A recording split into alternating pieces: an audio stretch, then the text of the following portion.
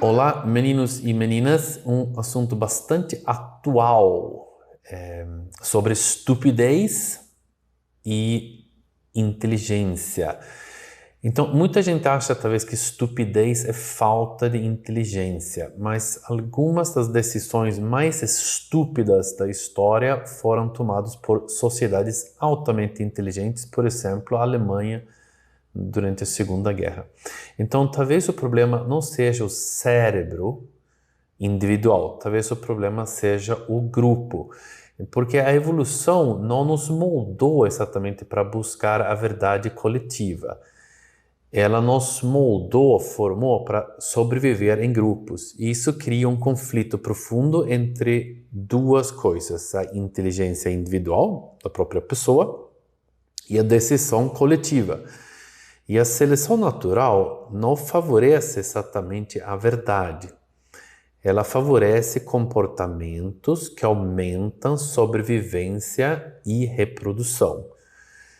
E em grupos sociais, isso significa lealdade e coordenação. Tá? Não significa discordância constante, busca pela verdade, pensamento independente, liberdades e etc.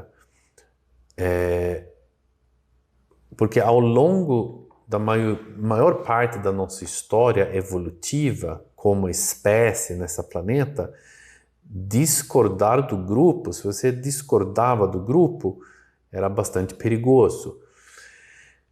Ser expulso do seu grupo provavelmente significa a morte nos tempos passados. Por isso, nosso cérebro usa atalhos mentais para sobreviver em grupo. Por exemplo, viés de confirmação, pensamento tribal, pensamento manada, nós contra eles, o diferente perigoso, etc. Esses mecanismos não são exatamente defeitos, eles funcionaram muito bem no ambiente em que evoluímos, porque você tinha que unir o grupo, entende? O problema é que eles continuam ativos no nosso cérebro nesse mundo agora que é completamente diferente. Então existe uma teoria muito interessante na psicologia evolutiva chamada teoria argumentativa da razão. Ela é uma teoria bastante interessante, mas a ideia é simples. Vamos dizer, a teoria diz que a razão não evoluiu principalmente para descobrir a verdade, mas para convencer outras pessoas. E se você for pensar um pouco, a gente é muito bom em defender nossas crenças, encontrar falhas nos argumentos dos outros, construir justificativas sofisticadas para uma coisa que talvez você fez errado, mas você justifica com um argumento bastante sofisticado até. Mas a gente é muito ruim, péssimos em detectar erros em nós mesmos. Então isso explica porque normalmente um debate ou até um vídeo como esse aqui que eu estou fazendo raramente muda a mente de alguém, que ele já é meio preparado para um tipo de pensamento.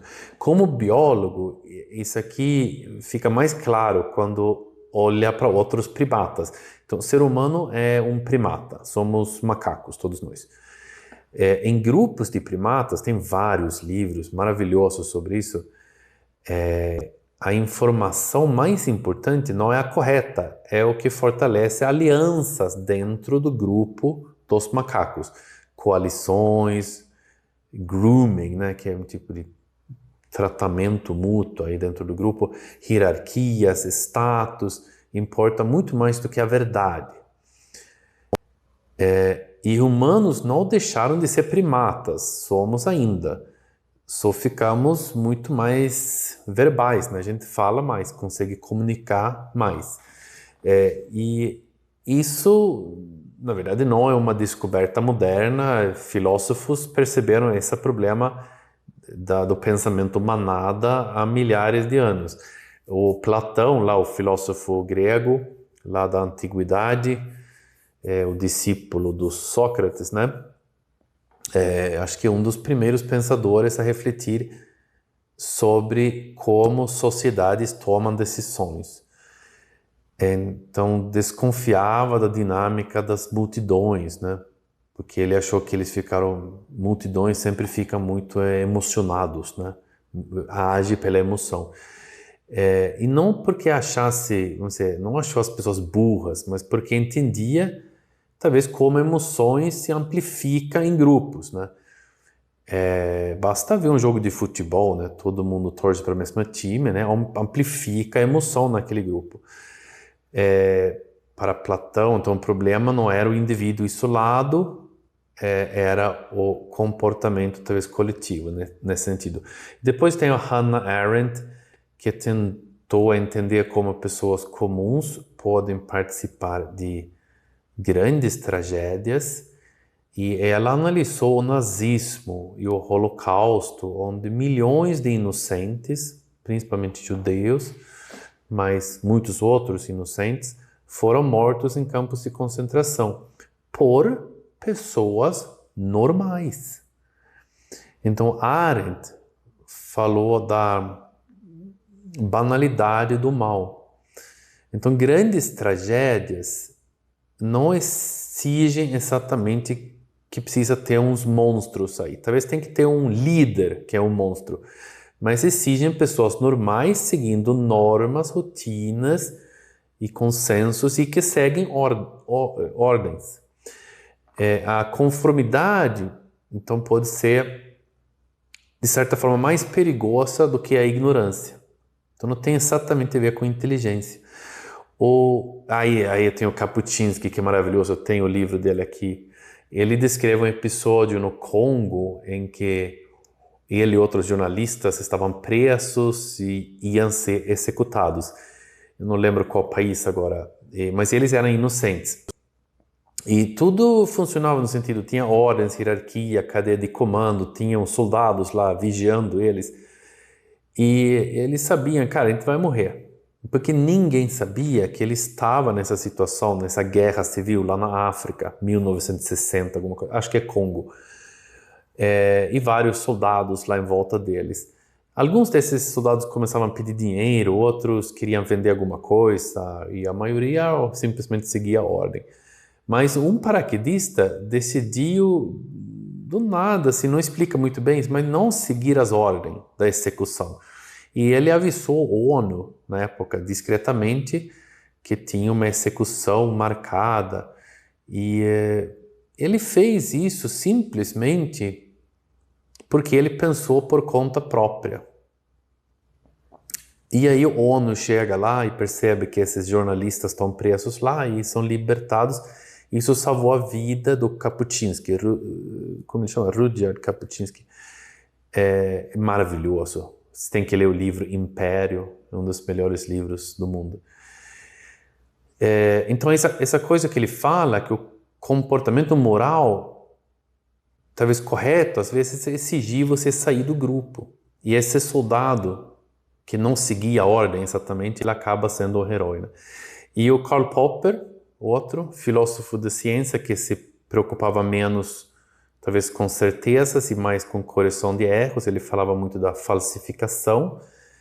Ele também falava muito de instituições existem para corrigir erros. Então a ciência como instituição e a democracia não existem porque somos exatamente racionais, o ser humano. Elas existem porque não somos.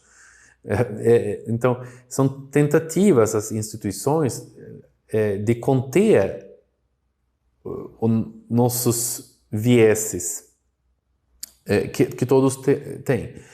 Isso aparece também claramente em seitas, por exemplo, pessoas inteligentes reforçando crenças absurdas, porque discordar significaria perder pertencimento, né? Você não está mais junto naquele grupo. E talvez é isso que você quer, estar junto no grupo e você aceita as ideias bem malucas só para poder participar. Pseudociências também, grupos inteiros adotando práticas sem evidência nenhuma e rejeitando qualquer crítica externa, inclusive da ciência, porque começa a inventar uma pseudociência aí que domina a mente dessas pessoas.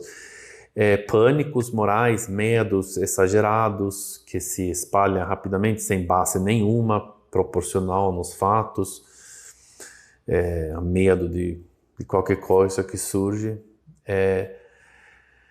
Bolha intelectual, todo mundo concorda dentro daquela bolha onde você vive e você se sente inteligente e ninguém percebe que está falando asneira, por exemplo. Então, basicamente, quando mais inteligente o grupo, às vezes ele até fica melhor em justificar suas próprias crenças. Então, estupidez coletiva muitas vezes não é falta de inteligência. É inteligência, mas ele não é muito bem direcionado, talvez. Então, grupos... Não é que grupos são burros, mas eles são confiantes demais de uma verdade que talvez não está lá. A solução não é ter mais certeza, não é gritar mais alto, sei lá. Mas a solução é método para mim.